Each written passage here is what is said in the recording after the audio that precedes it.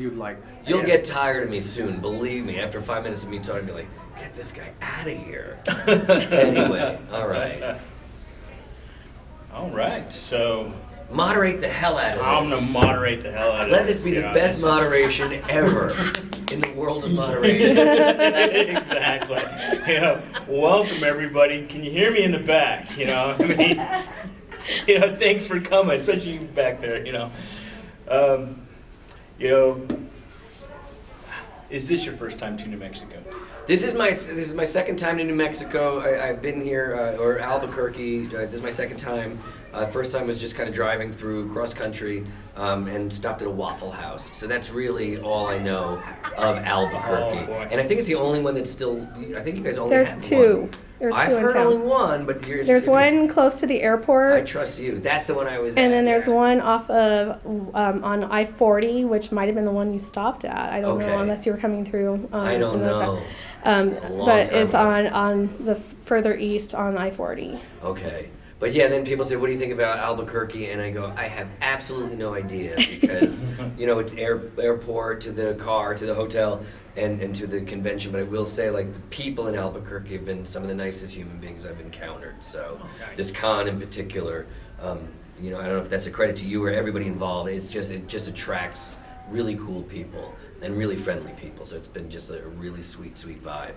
And it's also interesting because I've done a lot of, I'm old and I've done a lot of crazy stuff, cartoons to on camera and whatever. And it's just kind of neat to see all those different walks. I get a lot of older people at my table, a lot of little kids at the table. So it's fun. I get to meet a lot of walks of life here in Albuquerque. So it's nice. Hi guys, we've been waiting for you. Not those seats, the other ones over there. Those are reserved for. We're bringing in some bean bags. We're gonna. Yeah. And thanks for coming, everybody. Bye. Slumber party? Yes, let's do it. I'll bring All in right. popcorn. But now, are there other conventions in Albuquerque that go on here? Yes, there are a couple others. But this is the one. This is the flagship. The big one that just happens. If it's January, we know it's Comic-Con season. Okay, for us, good. We get excited. And we also have the Santa Fe Comic Con and Duke City Comic Cons too. So Yeah. Duke That's City is right. also known as Albuquerque.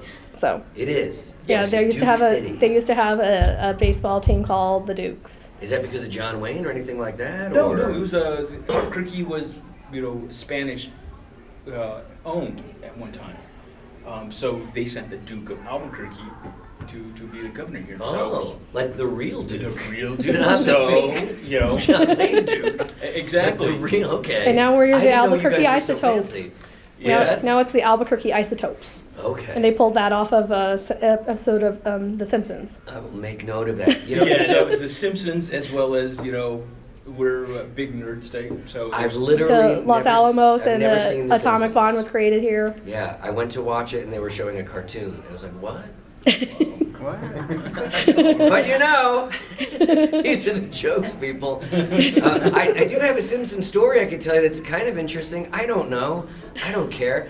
I was fired from a show called Futurama, which was a Matt Groening show. It was his spin-off of The Simpsons. And I think that was the first show I was ever fired from. And they always say you're nobody until you've been fired. And so now I feel like I've arrived with somebody. But yeah, it was me. I was Fry before Billy West took over. It was Nicole Sullivan, who was the girl with the eye. Yeah. I don't know their name. Layla? Does that make sense? It sounds. I thought you guys were nerds. You don't know the names of these Simpsons I people? didn't watch Futurama. I'm sorry. Okay, well, me neither. But anyway, yeah, so we did like a couple episodes, and it wasn't very funny. And I think it was just the writing. It just wasn't a great crew at that time. And Matt Groening kind of didn't want to take ownership of it, so he said, "Oh, it must be everybody else." So he kind of got rid of everybody, and then brought in some new people. But anyway, Futurama. But so it was Billy West who replaced me, but we're great friends. In fact, I replaced Billy West as the voice of the Honey Nut Bee. Well, there you go. So he was the voice of the bee for a couple of years, and then I followed him. I think he got the better end of the deal, though. I'm kind of thinking if you're on Futurama, I think you did a little bit better than the bee guy.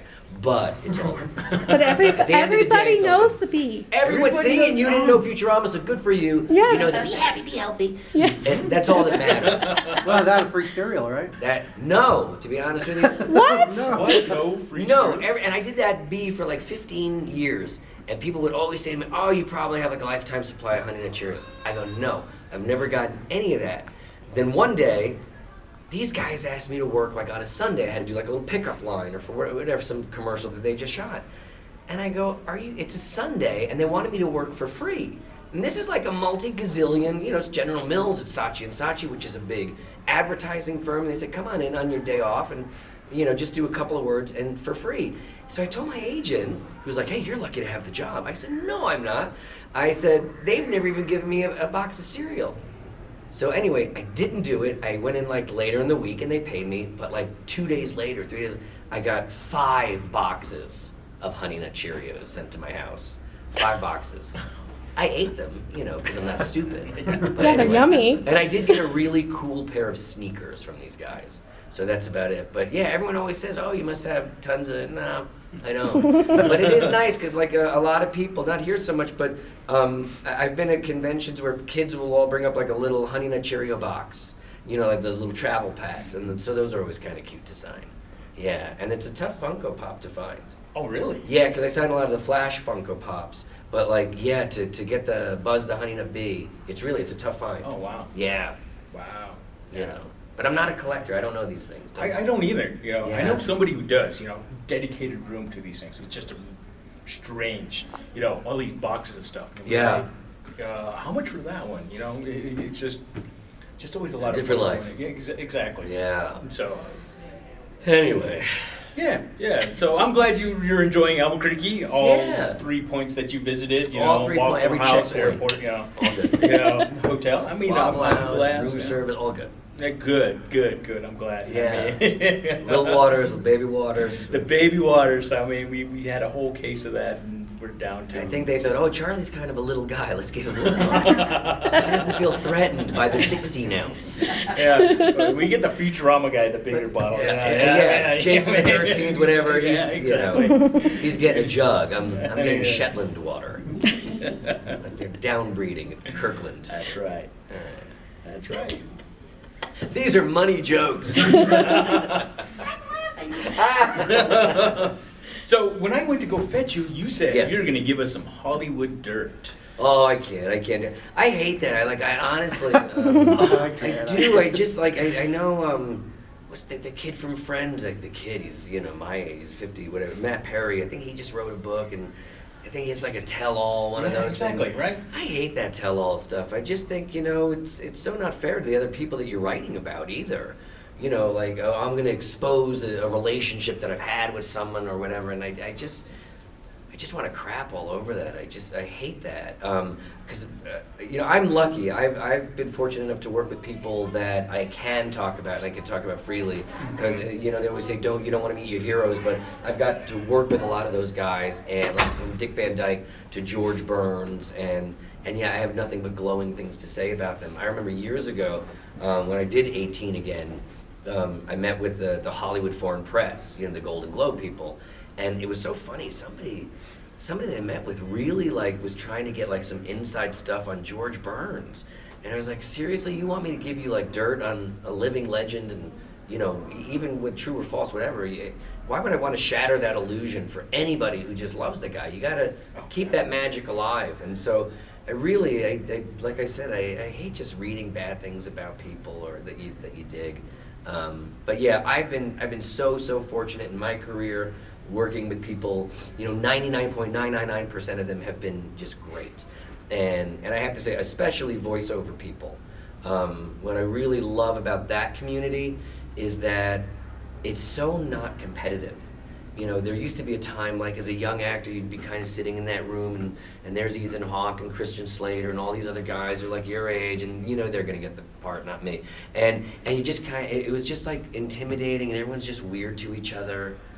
But like, you go to these voiceover auditions, and Tom Kenny, he and I were both auditioning for the same Talking Light Bulb, and hey, Daddy, how are you, man? And everybody just loves each other, and it's so supportive, and everybody's always lifting each other up.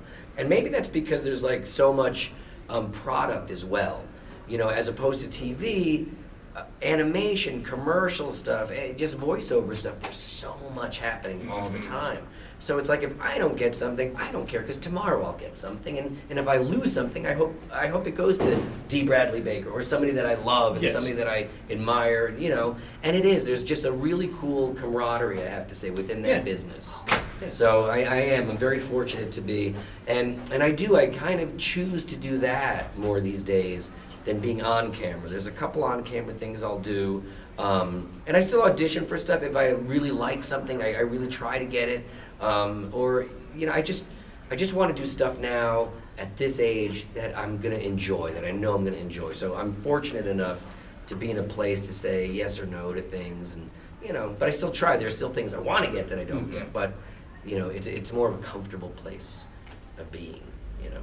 Oh yeah. And I get to, and I teach people too with voiceover. I do stuff remotely to help, because so many times someone comes to the table and they say, "How do I get into voiceover?" You know, and like, I don't even know how I got into voiceover. Just kind of, it was like an accident, sort of. I think a lot of actors just kind of fall into it accidentally. Every now and then you run into somebody who really wanted to do it when they were a kid. Tom Kenny is one of those guys. So if like anybody deserves to be an iconic sponge, it's Tom Kenny, because he did, you know, he grew up just making crazy noises and wanting to be that. There's another guy who I've worked with before called Wally Wingert. I don't know if you know who he is, from South Dakota. He's from Centerville, South Dakota, or Sioux Falls. And he's another guy. But most of us have just been actors, and then we just kind of discovered it along the way. And I'm so glad I discovered it, because to me it's the chalice. It's the best job ever. You show up just in pajamas, and you know, and like I said, you work with a really awesome, supportive, endearing community. And I have to say, they're really smart people, they're sharp, they're like some of the quickest people I've ever worked with, so you gotta be on your game, especially like live when you're in a room with these guys. You have to be ready, because they'll get you, but they're really, really great. So what do you do to get ready for situations like this? wake up, Wake up. get a little coffee. I'm probably like a horrible voice actor in the sense that I don't do like tons of stuff to get myself ready, and only because a lot of the voiceover stuff that I do, it's not terribly taxing on what I do. Like, you've got guys out there who just do like crazy monster stuff, so I know that they're drinking tea, they're doing their stuff. Yes. Most of the stuff I do is just kind of like these little high voices or whatever. I'm a little hoarse tonight because of too much gin and tonic. Anyway, but I do, like, if what I do, I'll wake up a couple hours early. I will give you that, because no one wants to just roll out of bed and do voiceover. But fortunately, it's like, you know your character. You've seen your script. Nowadays, they get you your script like a couple days before you record, so you have a chance to look at it. You know the new characters that you're going to be doing. You come in with some ideas about some peripheral characters. There's a show I do called Big Nate right now on Nickelodeon, and I play this little boy Chad. But a lot of the times, I play like this character Vern, who is the grandfather or whatever. And so yeah, I'm always looking at the script, because they're always giving me like a bunch of other little characters to do. So in that regard, yeah, I try to, as any actor, you want to prepare. You want to have your script ready and hit the ground running. You don't want to ever hold up production. So yeah, that's about it. I will say, for somebody with like, I guess I didn't yet know this, but I have thin vocal cords apparently, because I had a ENT look down my throat. He goes, "Oh well, somebody's not a singer." And I go, "What do you mean?" He goes, "Oh no, you got little baby cords." And I go, "Oh, I had no idea, like, people had different thickness of cords or whatever." But for somebody with the little Shetland cords, I've never missed a day of work because of a sore throat or anything like that. So I do, like, I have to honor the fact, if someone wants me to work on Tuesday, I'm not out late on, you know, a Monday night or whatever. I have to honor that. So I try to be a good soldier. But I did ask the doctor. I said, "Well, who's got the thickest cords you've ever seen?"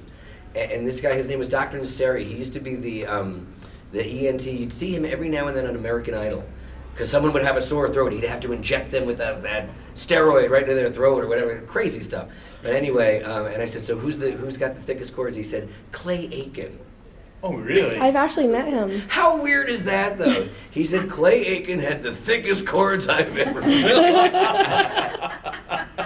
Who would have thought? The invisible singer, you know. It's got so I can hear those chords, man. There's some thick chords. Anyway, so chord schmords. It doesn't matter.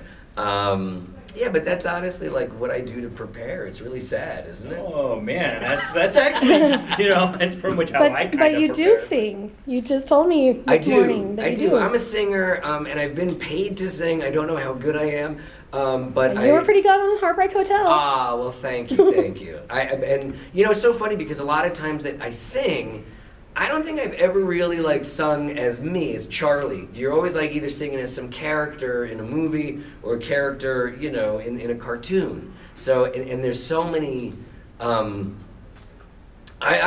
love this part of auditioning. This is kind of fun. Sometimes you'll get like a little thing from Pixar or whatever, and they say, okay, it's a fish, blah, blah, blah. You're a 12-year-old fish, this and that. And then they'll say at the bottom of the comp or at the bottom of the audition thing, character will sing.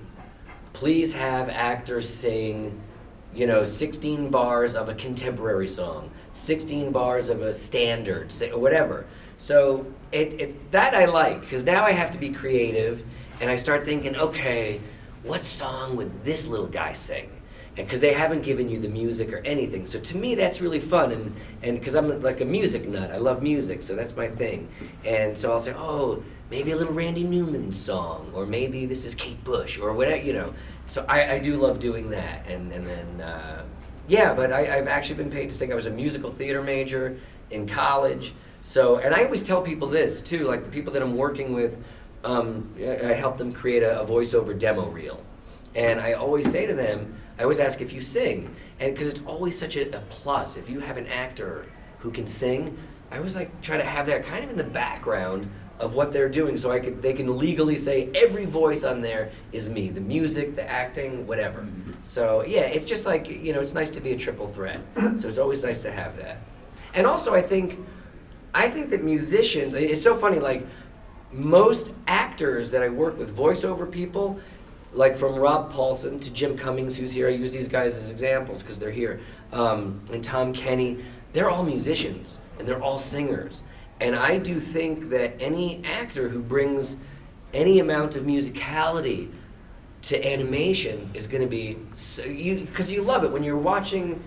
You should be able to watch an animated movie with your eyes shut and just go, oh my God, these are just awesome voices. I get the character, because all you're doing is creating a symphony. And this character is the oboe. This guy is a violin. We need a cello. We need a dirty saxophone for this guy. And if you kind of speak music, you kind of know. So I look at characters that way too. I'll always look at a guy, and sometimes you don't get the character, but a lot of times you do. They show you a picture, and you go, oh my God, what instrument is this guy? I'll ask myself that. I go, what animal is this guy? So you try to break that all down too. I know it sounds silly, but that all kind of helps you embody that little character. Even so far as doing voiceover for commercial stuff. Who am I talking to? Who is this guy?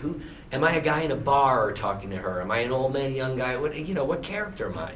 It's always just about connection to copy. So, yeah.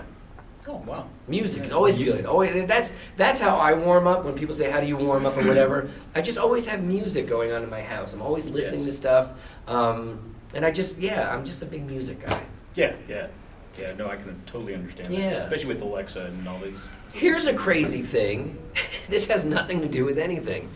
So I dated this girl. She was a camera operator. I think that was her job on 18 Again. They're doing this movie. Beautiful girl. And I said, would you like to come have dinner with me? And I was 21, she was 21. We have dinner. And at dinner we were talking about music. And I said, what kind of music do you like? And she said, I don't like music. And I said, no, I mean, what kind of music don't you like? What do you mean? And she goes, no, I just don't listen to music. I don't like music. I said, all music? She goes, yeah, I don't listen to music. I never heard anybody in my life say that, because we're like literal animals. and we like respond to the vibrations of music and tone, and so I said, wow, that's really interesting. I said, what excites you? And she said, I love to read. So I thought, okay, at least that was going there. But then it wasn't until like maybe now, 50 years later, that I realized maybe she was on the spectrum somehow, where like, you know what I mean, like we kind of have like a disassociation from things, and whether it's people or and maybe she just wasn't feeling that vibration thing. But if that's not the case, yeah, I've just never met anybody who said I don't like music, period. That is my biggest thing, is I love, love, love music. Yeah. I go to concerts all the time. I went to one Friday night. Yeah. You know? So, and I hate reading, so there. I said, we're even. Check, please.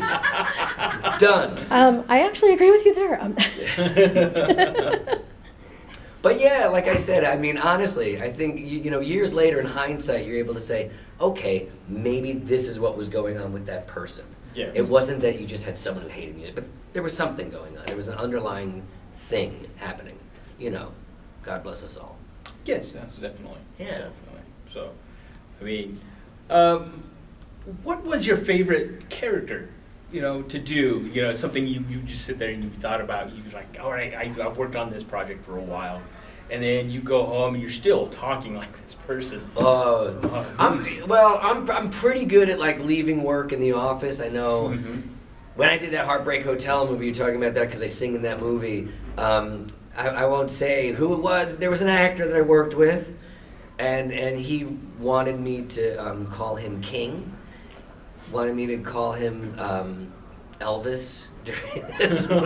Wow. And I was like, no, it can't happen. Because there are some people who like want to embody that, and they're, what's it called, like method acting or something Method like acting, that. yes. But I guess we all have our own method. So what makes that different than what I do?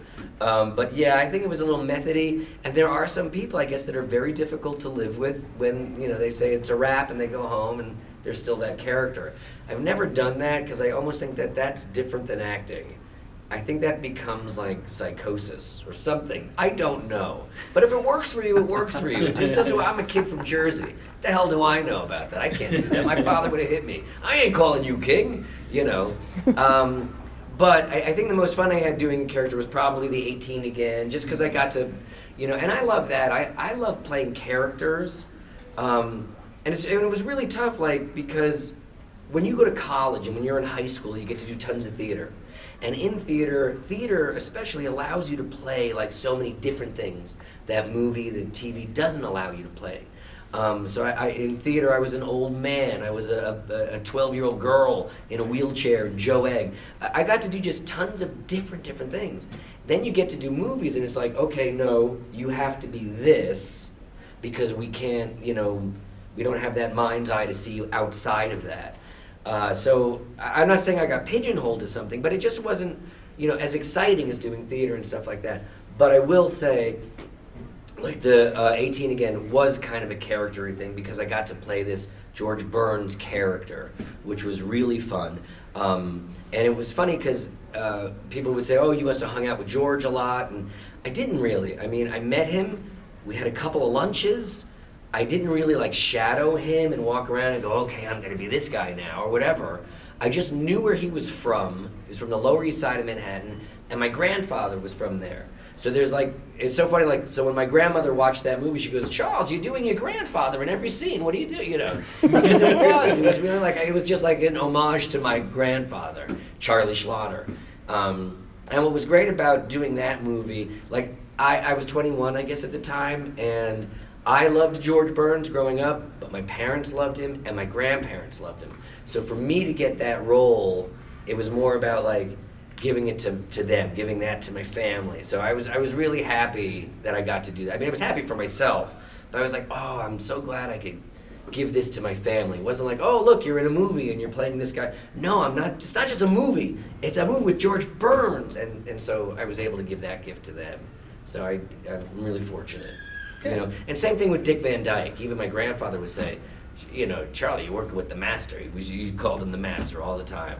And it was, and you just learn from guys like that. And so many times people will say, "Oh, what did Dick teach you? You know, what did you?" But they don't. You know, like those cool dudes. They don't sit you down and tell you this is. You just watch it. You observe it, and you become a student just by watching him in action. And when you're working with a guy who was 70 whatever at the time, who was the first one there, last one to leave, always tap dancing, always full of joy, to a younger man, it just made you realize, like, oh my God, there could be a longevity in here, and this is such a beautiful way to live, and just to be thankful about it. So that's what I've learned more about than hitting a mark or, hey, how do you find light, Mr. Van Dyke? No, it was just about how do you make this enjoyable? How do you sustain this? And it was just his attitude, watching him every day. You know, George was a few months on a movie, but with Dick Van Dyke, I did that for like 6 or 7 years. I don't know how long though. But yeah, and you would observe, and so it was great. You know, it was like working with Santa Claus every day. Okay. So you said you did commercials and you've done animation work. Have you done any other voiceover that's not those two areas? I think I've done almost every area of voiceover. I haven't done audiobooks. There's a lot of people who say like, oh, I want to get into audiobooks. I say, okay, I can't help you because I don't know. I just know that I can tell you this. In my world, they don't really give you a lot of money to do it. And that's a subjective term too. What is a lot of money? Is $100 a lot to someone and nothing to someone? You know, but compared to other things, it's not always like the most lucrative thing to get into. I think that the guys that are your like biggest readers, I think I just heard that Jim Dale does tons, dude. And he's like he's probably the reason I wanted to be an actor. Because I saw him, I was in 2nd grade, he did a production of Scapino on Broadway, and he's running around with like this big salami. And I thought, I want to be that when I get older. That kind of made me want to be, but anyway, and he's a British guy, and he's got a beautiful voice, and he does tons of audiobooks. And I think guys like that, they get a big chunk of money. But the other guys, the soldiers, the journeymen, and also, like I said, I don't like to read, and it reminds me of that bad date. So I'm done with her. I'm done with reading completely. So yeah, there's that. I've never done that. I have done anime. I did anime early on. There was a thing I did called Ape Escape. I played this thing called Spectre. Like, it's just some crazy monkey. I don't know what the hell it was. All I know is that it was very difficult. There's another thing that they don't compensate the actors very well, and a lot of it nowadays is all non-union. That's why I'm so glad when I see these anime guys and they got lines out the door, I go, thank God, those guys deserve it because they work so hard. Anime is really tough because you have to, they'll show you a show and they'll show you your character, and it's usually in Japanese, and they have to translate from Japanese to English. Now, I don't speak Japanese, but I'll listen to it, and sometimes there's a word that they'll be in Japanese that's 25 syllables. And in English, it's 1. So you kind of have to like match this. I'm exaggerating, but you kind of have to match these little mouth flaps, and it's almost impossible. I hate it. I'm not smart enough to do it. So I don't like doing it. I don't want to do. Although I'll tell you, I should call my agent and say, hey, get me on a couple of anime things, just so I could have that line out the door. Oh yeah. Yeah, that would be nice. So I'm gonna try to do that.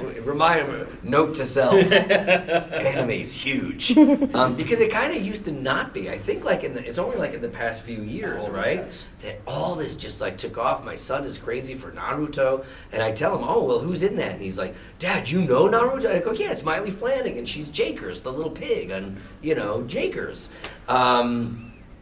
Anyway, so maybe I'll do that. The other thing I want to do now, I gotta do some horror movies.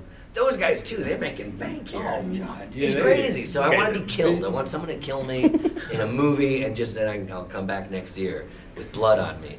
But yeah, so I haven't done that. I mean, I have done that. The other thing I do I've done a bunch of narrating for projects for like National Geographic, stuff like that. Oh. I do like specials and programs. So I do that. I used to do True TV's Funniest Whatever. I did that for like 5 seasons. I was the voice of that. I didn't like doing that much. The jokes were just so corny. It's like America's Funniest Videos. And they give you these jokes. And what's funny is that the writer is one of the funniest guys I've ever worked with. He's a great comedian. but he kind of has to like, I don't want to say dumb it down, but he kind of has to take his like really hard-edged wit and make it a little bit more pasteurized for everybody to enjoy. So that's kind of unfortunate that we can't just like let it go. But anyway, I've done that. And that's about, I haven't done the movie trailers, the In a World. I've never been that guy, because again, I'm this little guy. But I have to, I've done all the promotional stuff, the coming up next on Disney Plus, whatever. And those are always fun. If anyone's interested in doing VO, that's the real challenge, doing promos. Because they just sit there and like for an hour, they'll knock out 100 promos for 100 shows, whatever. And then they just go, okay, here you go. And you go, okay, thanks. Like that Don LaFontaine, that was his name. He was the guy who really coined the phrase "in a world," and we would see him in all the trailers. He would literally go from job to job in a limousine. Like that was his life. Wow. He'd wake up, okay, get in the limo, and yeah. And I think it was like somebody from 60 Minutes or something followed him around, like a day in the life of The Voice, whatever he was known as. And yeah, what a charmed life that is. But yeah, That's I don't know if maybe in like 40 years when it just becomes that guy. But yeah, for now, a couple more nights with gin and tonic, then you'll be come that on, guy. God. Where is that waiter? Did I put my order? Oh, yeah. Is he ever coming back? That's right. That's it. So, we said 30 minutes, so we got about 4 more minutes. Do you guys have any questions? I'm sorry, I'm too, I just yap. Because I my love wife it. doesn't let me speak at home. She's like, shut up, and my kids shut up. So I just sit quietly and I obey. But now, look at me, I'm free. And I love it. Okay. I love that you talk more than I do. You're a talker. I'm a talker. Yeah, Big time. it's good though, right? I have friends who actually do talk more than I do too. So If they're tired of you, they just say stop. I haven't said stop to you yet. All right, I'm gonna stop right now. But do you guys have questions about anything? I mean, personally, yes. Well, I wanted to ask, you were on Diagnosis Murder for, like you said, a couple of years. How did you get that part? Oh, that's Because you weren't on the first season, I believe. No, you were on all the others. Yeah, it was Scott Baio was the original, not the character, but he was just on it. So I didn't replace him or anything.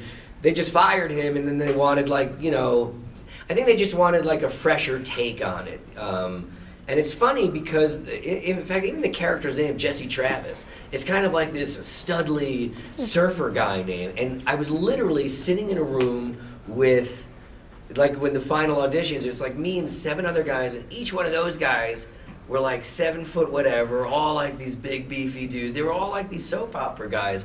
And I thought, I'm like in the wrong room, When they, they want 6'2" or 5'2", I don't know.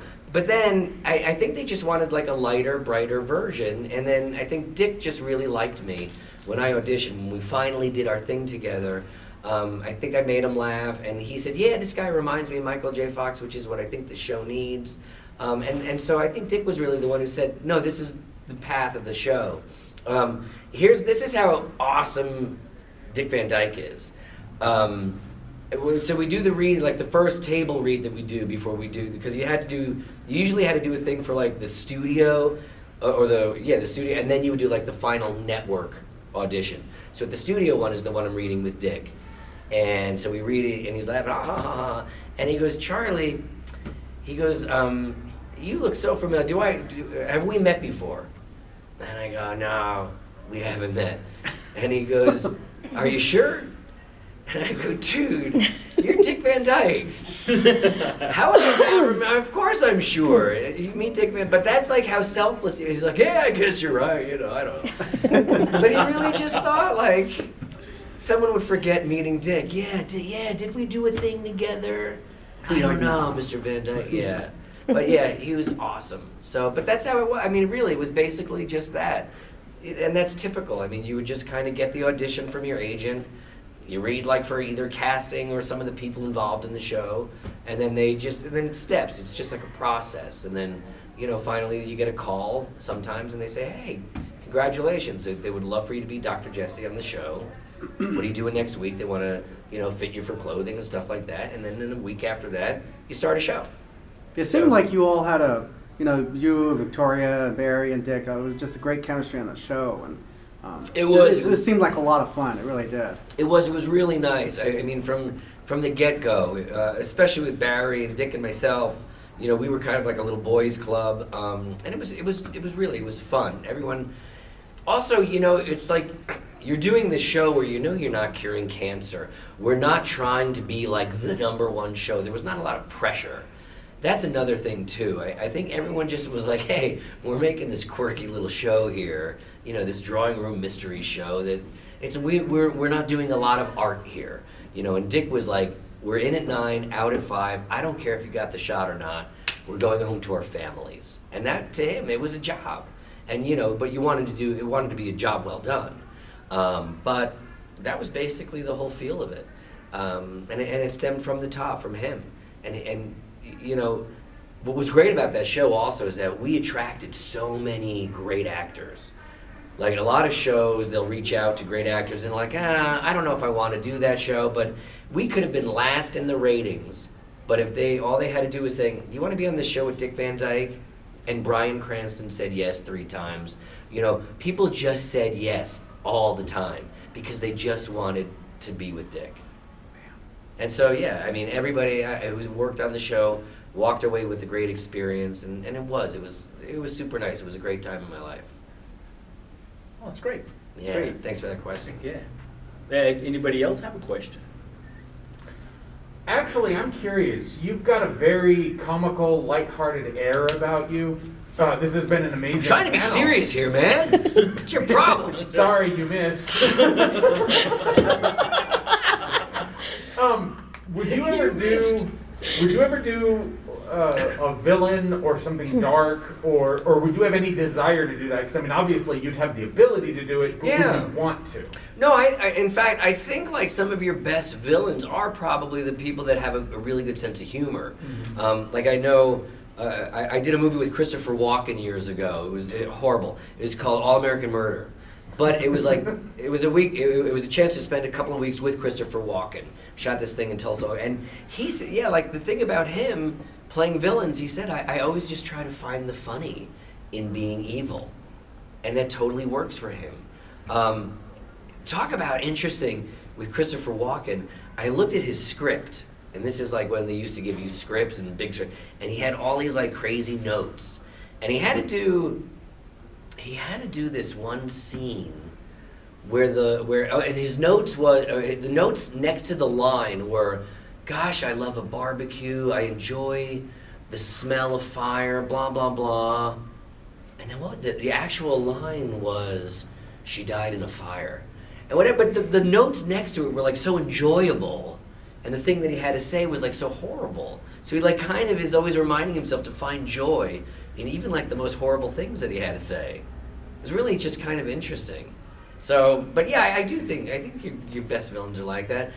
But I also think Hollywood in general is pretty narrow-minded too. I think they're so used to just, you know, it's cookie cutter. It's like, oh yeah, that guy, he plays the villain in everything. And that's what they do. It's just an easy go-to casting. That's why I love, you know, when you get Elliot, when you get Henry Thomas, the little boy from E.T., who plays the horrible child rapist in that movie about that family. You know what I mean? It's always like so refreshing to see good people doing horrible things. I think that's my point in that, you know. Yeah, but no, I would love to do that for sure. Yeah, it's always good to be mean. Right. Anything So, else before we anything wrap else? this up? Tell me more about Tuesday Weld. Oh, she was awesome. I had a big crush on my mom. I would show up reading Oedipus. Hey, Tuesday, how are you? Inside Greek joke. Anyway, no, she was awesome. She was a total pro. There was a scene where she lost a tooth. She had a cap. She had like a thing. And she had to do off camera for David. It's like kind of this love thing when they're saying goodbye to each other.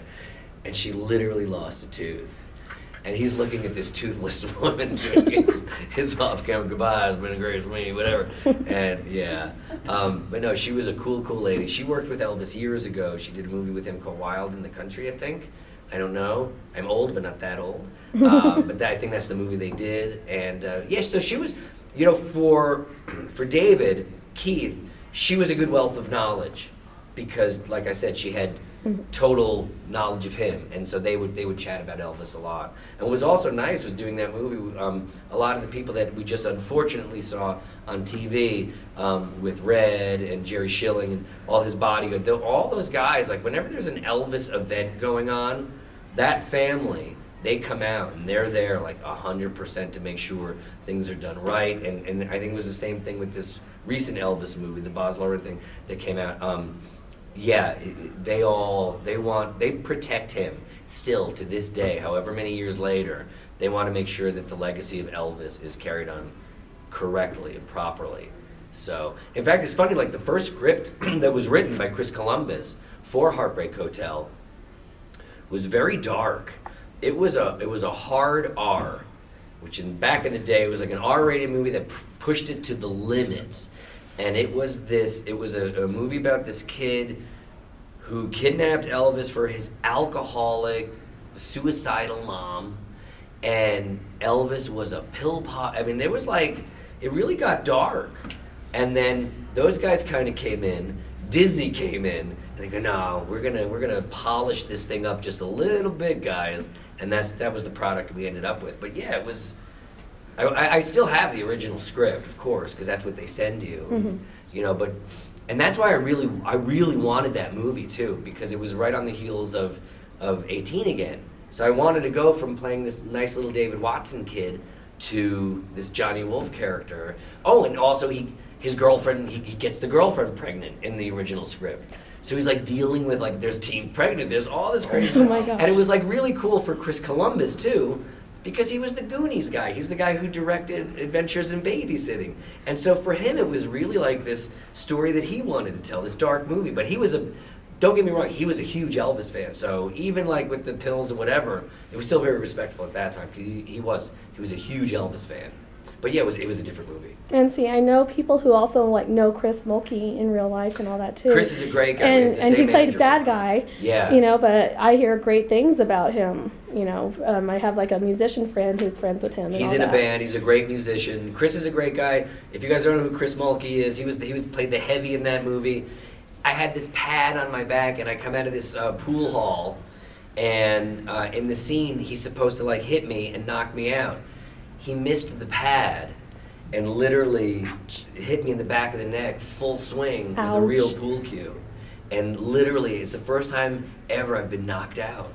Like literally knocked out. Wow. And they had like the medics run over, because I don't know if you've ever like blacked out before, but yeah, it's kind of a weird thing. You feel like this electrical charge and you wake up and you think you've been asleep for like an hour, but it was just for like seconds. But anyway, and that guy felt so bad. I've never seen a guy like, Charlie, I'm so sorry, you know. He felt worse than I did. It's like, it's okay, it's an accident. Anyway. Yeah. Yeah, I'll get him someday. Hey, Chris, Yeah. with a guitar. All right. Okay, well, I appreciate you Thanks, coming brother. I down appreciate it. and speaking. Thank we you. definitely love. Yeah, thanks for coming, everybody. Best panel ever. Exactly. Us. All right.